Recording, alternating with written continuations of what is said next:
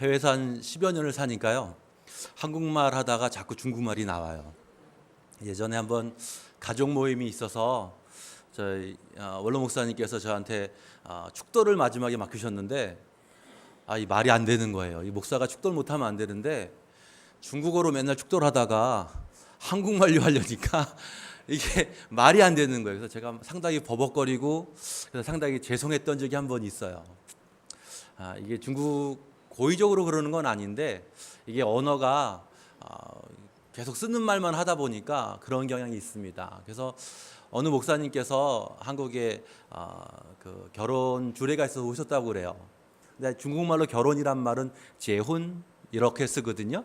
중국어로는 그렇게 하는데 이분이 이제 결혼 주례를 하시면서 이제 얘기를 하다가 이 결혼을 이렇게 해야 되는데 갑자기 결혼이라는 단어가 생각이 안 나는 거예요.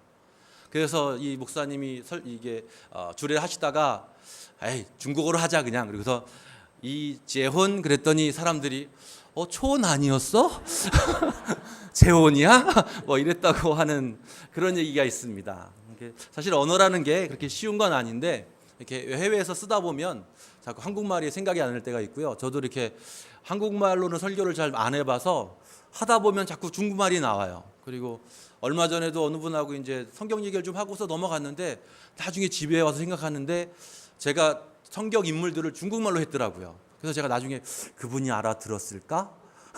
집에 가서 생각나더라고요. 그래서 혹시 제가 중국말로 혹시 안 나올 거예요. 제가 어제 중국말 안 쓰려고 성경을 한 5-6장을 그냥 계속 이제 낭독을 했어요. 한국말 연습하느냐고. 근데 모르겠습니다. 여하튼 혹시 중국어가 나오더라도 이해해 주시고 사랑으로 덮어 주시길 바랍니다. 우리 잠시 기도하겠습니다. 전능하신 사랑의 하나님, 은혜와 사랑을 진심으로 감사드립니다. 주의 사랑과 은혜 가운데 우리 제일교회를 이 땅에 세워주시고 지금까지 지켜주신 그 사랑을 다시 한번 감사드립니다. 하나님, 우리 마음 가운데 주의 성령을 다시 한번 물붓도 부어주셔서 우리가 주의 말씀에 순종케 하시고 오직 성령의 붙들림 받는 귀하고 복된 그런 삶을 살아갈 수 있도록 주여 축복하여 주옵소서. 이의 모든 시간을 주께 맡깁니다. 주님 친히 역사하여 주시고 은혜 베풀어 주옵소서. 감사드리며 나사렛 예수 그리스도 이름으로 기도합나이다. 아멘. 오늘 본문의 말씀은요, 예수님께서 승천하기 전에 마지막으로 하신 말씀입니다. 어떻게 보면 마지막 유언이라고도 할 수 있는 건데요, 예수님께서 이 땅에 오셔서 모든 생애를 다 마치시고 또 십자가에 못 박혀 돌아가시고 죽은 지 사흘 만에 다시 부활하셨습니다. 그리고 40일 동안 제자들에게 마지막 얘기를 나누시면서 많은 증거로 당신이 살아계심을 보여주셨어요. 근데 그리고 나서 마지막으로 떠나실 때 하신 말씀이 뭐냐? 바로 오늘의 본문의 말씀이에요. 뭐냐면 바로 너에게 성령을 줄 테니 너희는 떠나지 말고 기다리라는 거예요. 이 말씀 하신 다음에 승천하셨어요. 그러니까 이게 마지막 말씀이세요. 근데 죄송한 얘기지만 우리가 예수님께서 마지막 이 말씀하신 이 말씀대로 성령을 구하고 살았나요? 아니면 그냥 몇 번 구하다가 그냥 강대상에서 어느 목사님 얘기하면 잠시 구하다가 넘어갔나요? 죄송한 얘기인데 저도 잠시 구하다가 넘어간 적이 많습니다. 근데 이 본문에 보면 예수님께서 승천하실 때 몇 사람이 봤죠? 500여 사람들이 봤어요. 그 얘기는 무슨 얘기냐 하면 예수님께서 부활 승천하실 때 이 말씀을 들은 사람들이 500명이었다는 얘기예요. 근데 성령 충만함 받은 사람이 몇 사람이죠? 숙제 아닙니다. 120명이에요. 그러면 나머지 380명은 어디로 갔을까요? 사실 예수님께서 이 부활 승천하신 다음에 그리고 나서 열흘이 못 돼서 열흘째 오순절 날이 이루어졌을 때 예수님이 말씀하신 성령이 이 땅에 오셨습니다. 그 얘기는 무슨 얘기냐 하면 예수님께서 말씀하신 뒤에 뭐 100일이 지나거나 몇 년이 지나서 온 것이 아니라 열흘 만에 왔다는 얘기예요. 근데 열흘 동안에 사람들이 열심으로 부르짖고 구하고 성령 충만하게 구한 것이 아니라 380명은요 어디 갔는지 없어졌어요. 그래서 제가 저희 같은 경우야 예수님 좀 본 것도 아니죠, 그죠? 예수님 본 것도 아니에요. 예수님 우리한테 직접 얘기도 안 하고 그냥 우리가 성경으로만 봤는데, 그래도 우리가 가끔 구했다는 것만 해도 참 자기 만족을 할 수 있지만 사실은 좀 우리가 좀 회개해야 됩니다. 진짜로 우리가 이 예수님의 말씀이, 이 명령이 얼마나 중요한지를 안다면 우리가 진짜 매일같이 구해야 됩니다. 우리가 잘 아는 베드로를 아시죠? 베드로가요 상당히 혈기 많은 사람입니다. 막 화날 때면 칼 뽑아서 막 귀도 자르고요, 대단한 사람이에요. 근데 그 베드로가 하인 하나가 너도 예수 믿는 사람이지?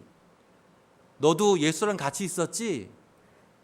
그 한마디에 뭐라고 얘기해야 돼요? 그렇다, 나 예수 제자다. 그래야 옳은데요. 베드로가 어떻게 했습니까? 난 모른다고 그랬어요.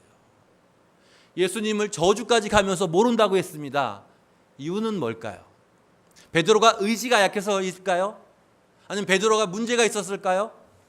아닙니다. 이유는 딱 하나예요. 그가 성령을 받지 못했기 때문에 그래요. 사실 사람은 다 똑같습니다. 뭐 비슷해요. 뭐 다른 게 뭐가 있어요? 하나님이 태초에 인간을 만드실 때 흙으로 만드셨습니다. 흙으로 만든 존재가 뭐가 달라지겠습니까? 다른 거 딱 하나 있습니다. 뭐 있죠? 예수님께서, 하나님께서 성령을 우리에게 주셔서 우리가 생명이 된 거예요. 하나님과 교통하는, 교통은 중국어고요. 교통하는 자들이 된 겁니다. 그래서 동물들은 기도 안 해도 돼요. 동물들은요 전도 안 해도 됩니다. 하지만 우리 사람들은요 기도해야 되고요, 전도해야 돼요. 근데 전도도 그렇고요, 기도도 그렇고요, 내 힘으로 할 수 있는 게 하나도 없어요. 오직 성령이 임하셨을 때만이 우리가 전도할 수 있어요. 성령이 임하지 않으면요, 나가서 전도하면 전도가 될까요, 안 될까요? 전도 힘들어요, 안 힘들어요? 힘들죠. 대만에 사니까 더 힘들어요. 말도 안 통하는 데다가 문화도 틀리고 한 불교 인구 한 90몇 % 되니까 뭐 이건 너무 어려워요.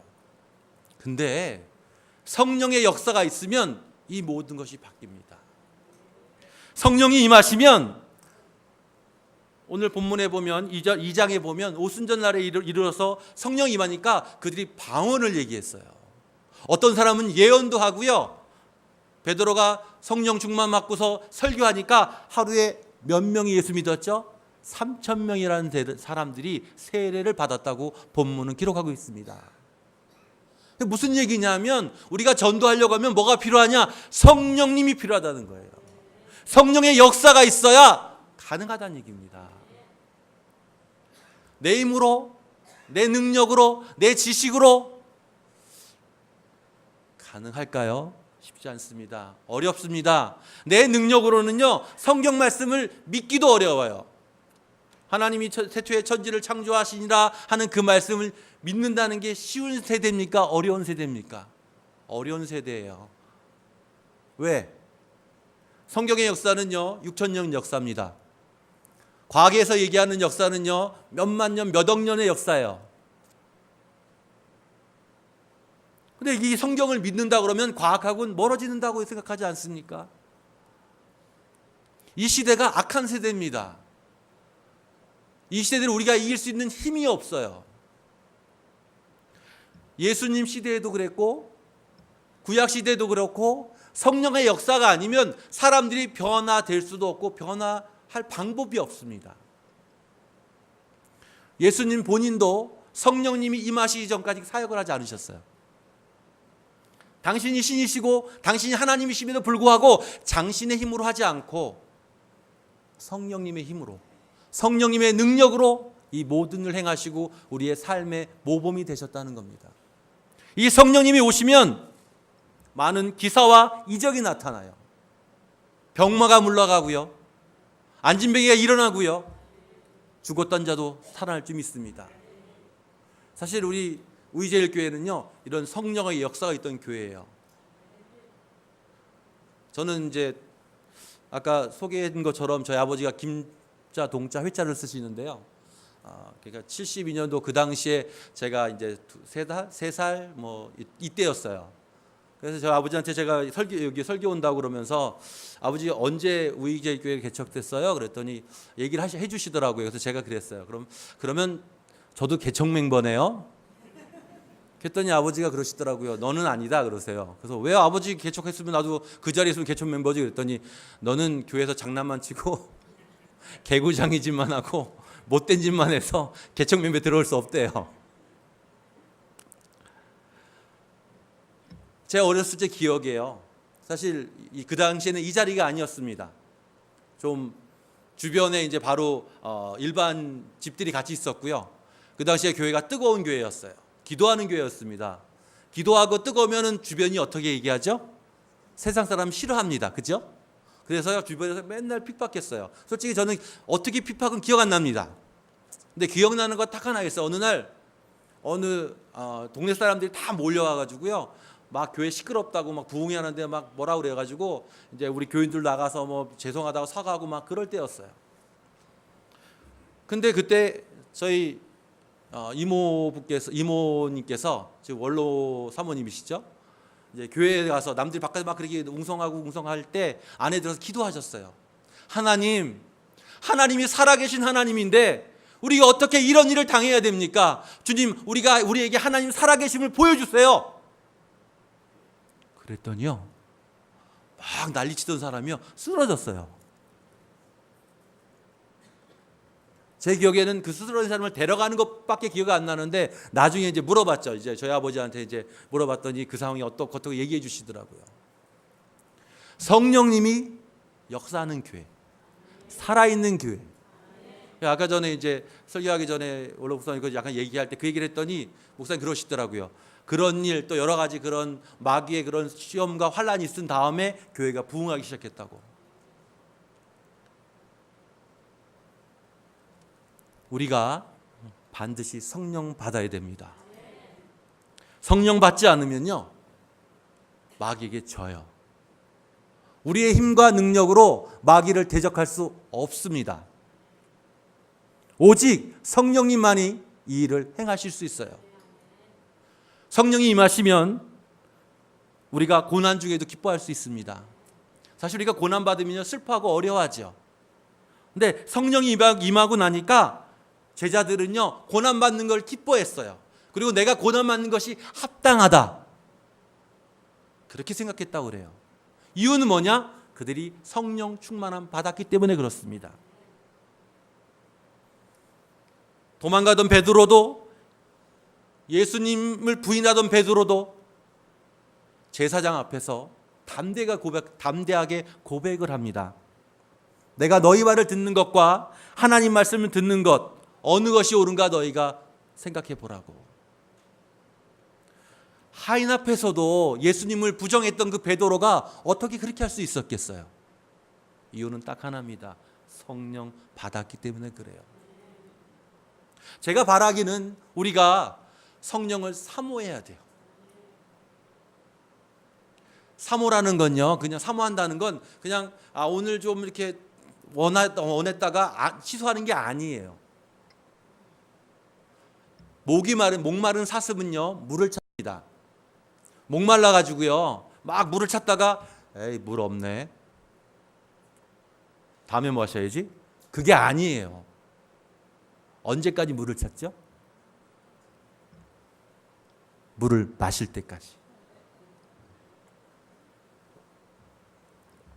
그것이 사모하는 거예요. 그러면 성령을 어떻게 구해야 되느냐? 사모하듯이 구해야 됩니다. 성령 달라고 그냥 이 화면에서 그냥 주님 성령 주세요. 그리고 나갈 때는 다음 주에 와서 구할게요. 가는 게 아니라 여기서 성령 달라고 구하고서 길 나가면서도 주님 성령 주세요라고 구하는 거예요. 내가 운전하면서도 주님 성령 주세요. 내가 밥을 먹으면서도 주님 내게 성령을 주세요. 길을 갈 때나 무엇을 할 때나 항상 구하는 것. 그것이 갈급한 심령으로 사모하는 심령으로 구하는 성령 구하는 기도예요. 우리 주님께서 원하시는 구하는 건요 바로 그런 걸 원하시는 거예요. 제가 어느 날 고등학교 때였는데요. 저희 누나가 이제 대학생이라서 이제 대학 청년부가 어느 기도원에 갔다 왔어요. 갔다 오더니 방언을 하는 거예요. 그래서 어떻게 방언을 하냐 그랬더니 그 기도원 원장님이 그랬대요. 방언 못하면 개 돼지마도 못하다. 그래서 못한다고 잘못된 건 아닌데, 근데 꼭 그분은 그렇게 얘기하셨대요. 그 원장님이. 그래서 저희 누나가 기분 나쁜 거예요. 내가 개 돼지만도 못하냐고. 그래서 막 기도해가지고 방언하는 거예요. 그 얘기를 딱 듣는 순간, 그럼 전 뭐예요? 누구는 그래서 받았다면 그럼 사람이고, 저는 고등학생인데 방언 못했는데 그러면 나는 개 돼지? 물론 성경은 그렇게 얘기하지 않아요. 방언 못 받은 개 돼지 그렇게 얘기하지 않습니다. 그런데 그 당시에 제 마음에 기분이 나빴어요. 누구는 방언 주고 누구는 방언 안 주고, 이건 있을 수 없는 일이다. 제가 그때 작정을 했습니다. 100일 작정을 했어요. 고등학교 때였는데 내가 오늘부터 100일 동안 학교 끝나면 반드시 교회 가서 기도하겠다. 내가 성령 달라고 구해서 내가 반드시 방언을 해야겠다. 100일이요? 길어요. 아주 깁니다. 그게 보통 긴 게 아니에요. 그래서 한 20, 30, 한 달이 넘어가고 한 50일쯤 됐는데 어느 날 갑자기 이렇게 주님 방언 주세요 막 기도. 사실 그때 성령 달라 기도한 게 아니라 그냥 방언 달라 기도한 거예요. 이유는 딱 하나. 뭐 안 되려고? 개 돼지 안 되려고. 방언 주세요 그랬는데 갑자기 혀가 이렇게 말리는 거예요. 그러면서 발음이 라라라, 내가 생전 듣지도 못한 말을 혀가 막 하는데 머릿속에서는 얘가 뭐지? 혀는 막 자기 혼자 막 노는 거예요. 근데 제 머릿속은 뭐 이렇게 막 혼미한 것도 아니고 그냥 멀쩡한데 혀가 혼자 노니까, 원래 제 몸은 제 말을 잘 들어야 되죠. 혀가 제 말을 안 들어요. 자기 혼자 막 그냥 막 그러는 거예요. 그러니까 이게 방언인가? 방언이 이렇게 하는 거. 근데 성경 보면 초대교회 불이 임하면 불이 떨어져 가지고 막 이러는데 그것도 아니고, 뭐 어디 기도원 가면 사람들 막 주여 주여 이러다가 뭐 불 받았다 그러는데 그것도 아니고, 그냥 기도하는데 갑자기 혀가 자기 혼자 막 자기를 가는 거예요. 저는 저대로 가고. 그리고서 제가 방언을 받았어요. 그렇게 기쁘더라고요. 왜 기쁠까요? 개나 소가 아니라 난 사람이다. 제가 100일을 작정하고 기도해서 그렇게 받았는데요. 나중에 이제 제가 군대 제대하고 이제 어느 교회를 갔어요. 근데 그 교회는 재밌는 게 수련회를 가면 한 이틀 정도 이렇게 있는데 2, 3일 딱 되면 애들이 방언을 받아요. 제가 그때 기분 엄청 나빴어요.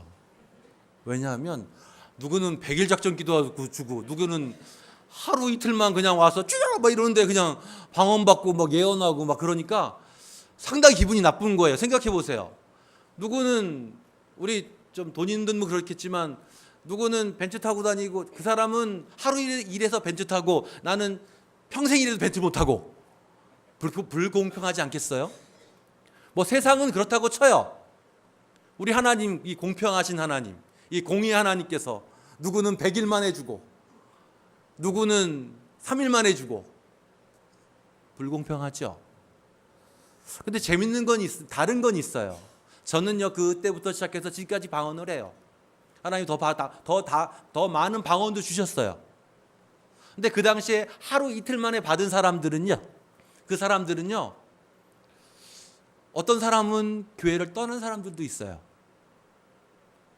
어떤 사람들은 교회에서 신앙생활하는 사람도 있습니다. 뭐가 다를까요? 왜 주님께서 우리에게 이 사모하는 영혼으로, 사모하는 마음으로 주의 성령을 구하라고 하실까요? 문제는 딱 하나입니다. 우리가 성령 받은 뒤에 어떻게 살아가느냐가 문제인 거예요. 사실 우리가 많이 성령이 많이 있습니다. 성령이 임하시면 부흥의 역사에 있고, 한국도 1907년 장대현 교회 성령의 불이 떨어진 이후에 한국에 부흥의 불길이 일어났어요. 70년대, 60년대, 70년대, 80년대를 통해서 성령의 역사를 통해서 우리 한국은 부흥했습니다. 근데 문제는 뭐냐면 성령이 임하신 다음에 우리가 무엇을 하는 게 중요하냐는 거예요. 오늘 본문은 그렇게 얘기합니다. 성령이 너희 임하시면 너희가 권능을 받고. 권능 우리 다 좋아하죠? 저도 좋아해요. 저도 권능 받고 싶어요. 능력 받아서 말씀 설교하면 뭐 3,000명씩 막 예수 믿었으면 좋겠고요. 병 고치고 싶고요. 저희 어머니가 요즘에 아프신데 안수해서 그 병도 확 낫게 하고 싶고 그러고 싶어요. 근데 그게 중요한 게 아니라는 사실이에요. 중요한 건 주의 말씀에 순종하는 겁니다. 성령이 오신 다음에 우리가 어떻게 해야 되느냐는 거예요. 우리가 잘 아는 사울왕은요, 성령 충만함 받은 사람입니다. 그죠? 사무엘에게 기름 부음 받고 그 마음이 새 마음을 얻었어요. 그리고 내려가는 길에 성령이 임해서 그가 방언을 했어요. 예언도 했어요. 근데 사울은 어떻게 됐죠? 하나님으로부터 버림받았어요. 왜? 순종하지 않았어요. 순종하지 않으면 하나님이 쓸 수가 없어요. 성령 받아도 아무 소용이 없어요. 성령 우리가 사모합니다. 또 하나님께서 사모하는 심령 가운데 성령을 부어주실 줄 믿습니다. 우리가 성령 받은 뒤에 내 마음대로 내 멋대로 하면 안 돼요. 그때부터 진짜 순종해야 됩니다. 지금은요 우리가 순종의 연습을 해야 돼요. 교회 내에서도 순종하는 연습해야 되고요, 밖에서 순종하는 연습해야 됩니다. 전사님 말씀에 목사님 말씀에 순종하는 연습을 해야 돼요. 무엇을 위해서? 성령 충만을 받을 때 더 큰 순종을 하기 위해서. 성경에 보면요 아주 무서운 얘기가 있습니다. 마태복음 7장 21절에서 23절에 보면 이런 얘기가 있어요. 많은 동서부터 많은 사람들이 와서 예수님께 그렇게 얘기합니다. 주님, 제가 주의 이름으로 귀신도 쫓아내고요, 병도 고치고요, 이런 많은 일들을 했어요. 예수님이 뭐라 그러셨죠? 착하고 충성된 종아 이렇게 얘기했을까요? 예수님께서는 이렇게 얘기하셨습니다. 내가 너희를 도무지 알지 못하니 불법을 행하는 자들아 내게서 떠나가라.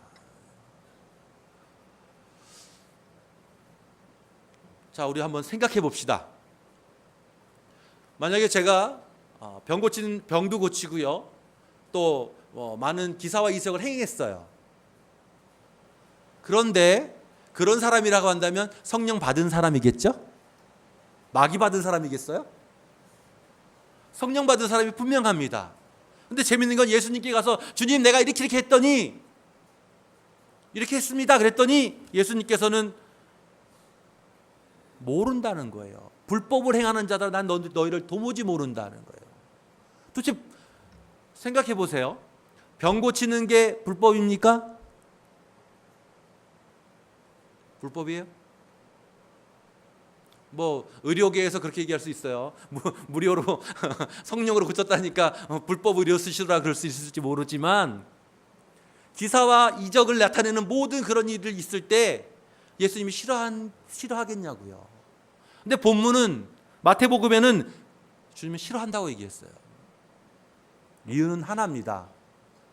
성령의 순종에서가 아니라 자기 뜻대로, 자기 마음대로, 자기가 원하는 대로 했기 때문에 그래요. 어느 날 예수님께서 제자들을 보냈어요. 제자들을 보내서 능력을 주고서 고치고 막 이런 많은 기사와 이적을 행하게 했습니다. 돌아와서 너무 기쁘게 예수님께 보고합니다. 주님, 우리가 병든 자를 고치고요, 귀신도 쫓아내고 이랬어요. 그랬더니 예수님께서 그러세요. 마귀가 쫓겨나간 걸로 기뻐하지 말고 너희 이름이 하늘 책에 기록된 걸 가지고 기뻐하라고 말씀하셨어요. 기뻐하는 건요, 우리가 병 고친다고 기뻐할 것이 아니라는 겁니다.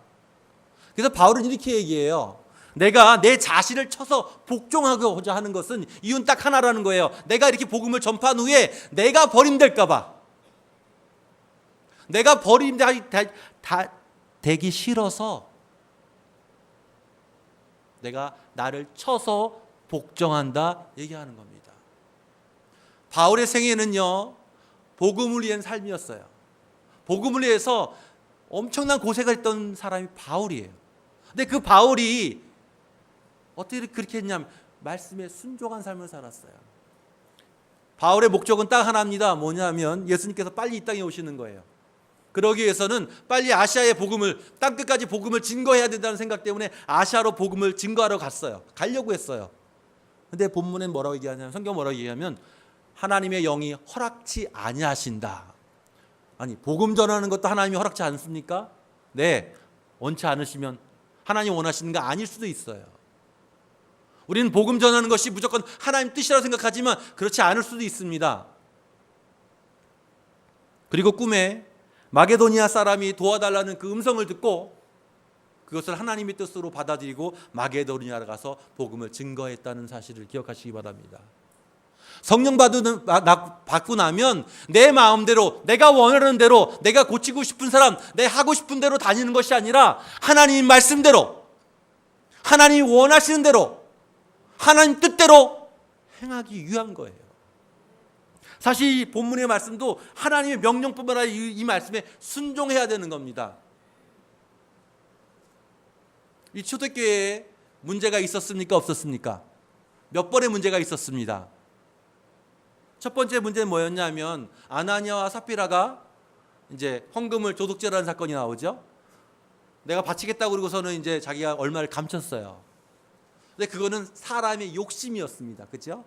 그 문제는요, 어떻게 우리가 옆 사람을 알 수 있어요? 아무리 봐도 뭐 속에 뭐 어떤 탐심이나 안 보이시죠? 제 탐심 혹시 보이시나요? 안 보여요. 어떻게 사람이 해결할 수 없어요. 하지만 성령님이 임하시니까 그 죄악을 드러내셨어요. 그리고 하나님께서 심판하셨습니다. 두 번째 문제는 어느 날 이 초대교회 부흥하니까요, 이제 과부들이, 헬라파 과부들이 구제에서 빠지게 돼요. 히브리파들을 원망하게 됩니다. 그래서 교회에 문제가 생겼어요. 재정적인 문제가 생긴 겁니다. 이 문제는요, 해결하는 방법이 딱 하나 있습니다. 뭐냐면 원래 순서대로 하나님께서 처음 주신 그 은혜의 순서로 돌아가면 돼요. 무슨 얘기냐면요, 이 문제가 생긴 원인은 딱 하나입니다. 원래 12사도가 말씀과 기도에 전념했던 사람들입니다. 근데 사람들이 막 늘어나니까 그런 구제사역이나 아니면 이 나누는 문제 이걸 하다 보니까요, 한 100명일 때는 괜찮았어요. 1000명까지 괜찮았을지 모르겠어요. 2000명, 5000명, 10,000명 막 더 늘어나니까요, 감당을 할 수 없는 거예요. 그러니까 뭘 등한시하게 되죠? 말씀과 기도를 등한시하게 됩니다. 우리도요, 하나님께 은혜 받고 처음에는 말씀과 기도를 힘씁니다. 그렇죠? 근데 바빠지고요, 막 돈이, 하나님이 축복해서 돈을 막 벌다 보면 어떻게 되죠? 돈 버는 걸 줄입니까? 말씀 읽는 걸 줄입니까? 기도하는 걸 줄입니까? 그렇죠? 사람은 다 비슷해요. 성령 받은 사람도 똑같습니다. 목사님들도요, 비슷해요. 교회 일이 바빠지면요, 말씀과 기도할 시간이 줄어들게 돼요. 그러니까 문제가 생기는 거예요. 성령, 분명히 성령 충만은 받았는데 첫 번째 문제, 개인적인 욕심은 이건 하나님께서 해결해 주셨어요. 두 번째 문제는 어떻게 해결했냐면 자신들이 초심으로 돌아가는 겁니다. 어떻게? 우리는 말씀과 기도로 전념할 터이니 집사를 뽑아서 거길 맡기자는 겁니다. 그래서 해결됐어요. 근데 세 번째 문제는 뭐죠? 환난과 핍박이 다가왔습니다. 스데반이요, 돌에 맞아 죽는 사건이 나타났고요. 그리고 초대교회에 환난이 닥쳤어요. 그때 어떻게 됐죠? 그때 제자들이 유대와 사마리아로 흩어져서 복음을 증거했다고 본문은 얘기하고 있습니다. 그렇게 생각한다면 세 번째 환난은 왜 일어났을까요? 오늘 본문의 말씀이 오직 성령이 너희에게 임하시면 너희가 권능을 받고 예루살렘과 온 유대와 사마리아와 땅끝까지 이르러 내 증인이 되리라 하신 이 말씀에 위배되었기 때문에 그래요. 성령 주신 목적은 예루살렘과 온 유대와 사마리아와 땅끝까지 이르러 예수님의 증인되기 위해서라는 사실이에요. 예루살렘 교회는 부흥했습니다. 성령 충만을 받고 서로 나누고 자기 것을 그러지 않고 다 통용하고 진짜 화목한 그런 예루살렘 교회가 됐어요. 하지만 그들은 유대로, 사마리아로, 땅끝으로 흩어지지 않았을 때 환난과 핍박이 온 줄을 믿습니다. 그리고 나서 이 복음이 우리에게까지 전해진 겁니다. 그렇다면 우리가 어떠한 순종을 주님께 해야 될까요? 첫 번째로 광야로 가는 순종을 해야 됩니다. 사도행전 8장 26절에 보면 빌립이 성령의 이끌림을 받아서 광야로 가요. 광야가 어떤 곳이죠? 광야 가보셨나요? 저도 못 가봤습니다. 못 가봤는데 광야는요, 뭐 아무것도 없어요. 그냥 사막이고 뭐 굴러다니고 사람이 없는 동네죠. 사람이 살지 못하는 곳입니다. 자, 우리가 생각에는 성령 받고 능력 받고 일할 수 있는 능력 받으면 어디로 가야 될까요? 사람 많은 데 가야겠죠? 내가 원하는 데가 있을 거예요. 근데 성령님께서 이 빌립을 이끌어 가신 곳은 광야입니다. 사람이 없는 것이에요. 사람이 살지 않아요.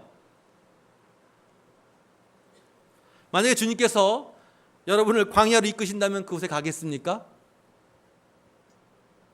우린 이유를 따지겠죠. 주님, 광야를 왜 가요? 왜 가야 합니까? 꼭 가야 하나요? 안 가면 안 될까요? 근데 신앙이라는 건요, 아브라함이 그 모범을 보였는데요, 갈 바를 알지 못하고도 가는 것이 신앙이고 믿음이고 성령님에게 이끌려가는 거예요. 예수님께서도 세례 받으시고 성령님에 이끌려서 어디 갔죠? 광야로 가셔서 40일 동안 금식기도 하셨습니다. 광야는 하나님을 만나는 곳이었어요. 이스라엘 백성은 광야 학교에서, 광야 교회에서 주님을 예배하고 주님을 만났던 사실을 우리 기억하게 되길 바랍니다. 빌립은 아무도 없는 곳, 그 광야에 가서 간닥의 여왕의 내시를 만나서 그에게 복음을 증거했습니다. 복음을 위해서, 그 사람에게 복음을 증거하기 위해서 빌립은 광야로 갔던 거예요. 만약에 빌립이 순종하지 않았다면 간닥의 여왕의 국고를 맡은 내시는요, 복음을 듣지 못했을지 모릅니다. 그 한 사람의 영혼 때문에 주님께서는 이 빌립을 광야로 보내셨던 거예요. 우리의 순종은요, 갈 바를 알지 못할 대로 가야 될 줄 믿습니다. 두 번째는요, 하기 싫은 일, 내 생각과 달라도 해야 돼요. 사울이 눈이 멀었죠. 그리고 나서 성에 들어가 있는데요, 사도행전 9장 14절에 보면 아나니아라는 선지자가 있었어요. 제자가 있었습니다. 주님께서 아나니아에게 그렇게 얘기하세요. 아나니아야, 너 가서 사울에게 안수해라. 그가 앞을 보지 못하고 있다. 네가 안수해주면 그 사람이 볼 수 있을 거야. 아나니아가 뭐라고 얘기하죠? 주님, 사울은요, 우리 죽이려고 온 사람이에요. 예루살렘에서 많은 핍박하고요, 여기도 온 이유가 우리 잡아서 다 끌고 가려고 온 겁니다. 나 그거 못해요. 안 해요. 하기 싫어요. 근데 아나니아는요, 순종했어요. 내 생각과 틀려도, 아닐지라도 순종해야 될 줄 믿습니다. 세 번째는요, 모순될 때에도 순종해야 됩니다. 점점 어려워지죠? 모순되면 순종을 해야 될까요? 말아야 될까요? 모순되면. 고민되시죠? 저도 고민 많이 했어요. 제가 예전에 기도하면서 하나님이 저한테 호주를 가라고 그러시더라고요. 그래서 호주를, 거기 영어 쓰는 나라인데 중국어면 제가 모르지만 영어 쓰는 데는 제가 못 가는데, 근데 그렇게 가라고 그래서 제가 기도를 하면 할수록 호주가 커지더라고요. 그래서 제가 한 번은 그렇게 기도했어요. 하나님, 저 호주 갈 게 아니라 전 중국 가야 되는데요, 왜 다이렉트로 중국을 보내셔야 되는데 왜 호주로 돌아가라고 그러세요? 주님이 그러세요. 야, 호주로 가는 게 다이렉트고 중국 가는 건, 직접 가는 건 다이렉트가 아니래요. 근데 솔직히 지금까지 제가 그 말씀의 의미는 모릅니다. 다이렉트는 바로 가는 게 다이렉트인데 호주로 저 밑으로 한 비행기 타고 한 10몇 시간 가죠? 갔다가 이게 말도 안 되는, 그게 왜 다이렉트일까? 아직도 의문이 됩니다. 그리고 나서 제 기도를 했어요. 하나님, 근데요, 제가 호주 간다 그러면 한국에 저희 파송교회 목사님이 반대할 겁니다. 반대하면 제가 마지막으로 인사하고 그러면 제가 갈 테니까 하나님이 저 책임져 주세요. 그렇게 기도했어요. 그리고 나서 이제 파송교회 목사님 만나러 갔어요. 그리고 나서 그 얘기를 했죠. 그랬더니 안 된다는 거예요. 호주를 못 보내시겠대요. 그래서 제가 알겠습니다. 그리고 제가 대만으로 다시 갔습니다. 그래서 이제 기도했죠. 하나님, 제 말이 맞죠? 안 된다는 게 뻔하잖아요. 그러면 제가 알아서 갈 테니까 하나님 거기 생활비 비싸니까 알아서 책임져 주세요. 하나님 뭘 하셨을까요? 그래, 가라. 믿음으로 가라. 그러실 줄 알았거든요. 솔직한 얘기로. 근데 그렇게 얘기 안 하시고요. 그래도 너는 담임 목사한테 순종해라. 그러시는 거예요. 어떻게 했으면 좋을까요? 남의 일이라고 그냥 쉽게 막 얘기하시는데 그거 아주 복잡한 겁니다. 그거 진짜 복잡한 얘기예요. 하나님이 나한테 호주 가라고 그 말씀하신 것이 있는데 담임 목사가 가지 말란다고 지금 하나님께서 뭐라고 그러시냐면 그 먼저 뿌리 하신 말씀을 접고 가지 말라는 얘기예요. 근데 가지 말라는 얘기는 아니고 담임 목사한테 순종하라고만 하니까 이거 어떡하라고요. 저는 그날부터요 한 3개월 동안 하여튼 좀 이렇게 막 살았어요. 어떻게 마음이 추스러지지도 않고요. 고민이 되고 이걸 어떻게 할 수가 없는 거예요. 그렇다고 가자니 그렇고 안 가자니 또 그 전에 얘기하신 것이 또 마음에 또 캥기고 이게 모순되는 거예요. 막 양쪽에서. 한 3개월을 기도하면서 방황하면서 고민하다가 기도하다가 결심했습니다. 그래 뭐 어쨌든 간에 지금 담임 목사님 마지막에 얘기하는 게 가지 말라니까 그러면 일단 안 가는 걸로 마음을 접었습니다. 그리고 나서 히브리서를 봤는데요. 눈이 확 열리는 겁니다. 히브리서에 보니까 히브리서 11장 17절에서 19절에 보면요. 거기에 아브라함의 순종이 나와요. 아브라함이 그 모순된 상황 속에서 순종을 했더라고요. 어떤 순종이냐면 하나님께서 그렇게 말씀하세요. 이삭을 통해서 내가 네 아들, 네 후대를 축복해 주겠다 그러셨어요. 근데 오늘 갑자기 하나님 뭐라 하시는지 아세요? 야, 이삭 바쳐라. 믿음의 조상이 저는 그전까지 시시해 보였는데 그날은 위대해 보였어요. 왜? 그 다음날 바로 그냥 모리아산으로 갔는데 저는 3개월 내내 고민하다가 그래도 억지로 저는 순종했는데 아브라함은요 바로 그 다음날 순종했어요. 모리아산에 가서 바로 제물로 드리려고. 근데 히브리서에 뭐라고 얘기하냐면 죽었다가 살린 아들. 이삭을 낳을 때도요 자기 몸이 죽은 것 같을 때 사라의 몸이 죽은 것 벌써 생리도 끝나고 후손을 낳을 수 없는 그런 상황에서 얻은 그 아들이에요. 그러니까 어떤 신앙으로 드렸냐 하면 내가 이 아들을 잡아 드릴지라도 하나님께서 이 아들을 다시 살려서 내게 줄 줄 믿고 드리는 그 믿음. 그게 바로 모순된 상황일 때도 하나님께 순종하는 겁니다. 제가 바라기는 우리 의제일교회 성도님들은 이러한 순종들을 하시기 바랍니다. 이러한 순종들을 하시기 바랍니다. 마지막으로요, 우리 예수님의 순종을 바라볼 수 있습니다. 예수님께서는요, 죽기까지 순종하셨어요. 자기 생명을 들여서 순종하셨습니다. 겟세마네 동산에서 피 흘리면서 땀방울이 핏방울 되도록 기도하시면서요, 이 잔이 떠나기를 기도하셨어요. 그러나 내 원대로 마옵시고 하나님 원대로 되기를 원하셨다는 얘기예요. 예수님이 능력이 없습니까? 그 잔을 안 받을 수 당신이 원하신 자기 뜻대로 할 수 있었던 분이지만 하나님께 죽기까지 순종하실 줄 믿습니다. 우리가 성령 받는 거요 다른 목적이 아니에요. 우리가 주님께 순종하기 위해서입니다. 주님의 마음을 알아서 주님의 깊은 그 뜻을 알아서 우리가 온전히 순종하기 위한 건 줄 믿습니다. 우리는 반드시 성령 충만함 받아야 합니다. 성령 충만함 받지 않고는요 신앙생활 못해요. 할 수가 없어요. 이 시대는 점점 악해져 가요. 우리 자녀들이요 성령 받지 않으면요 이 세상에서 믿음을 지켜나갈 수가 없습니다.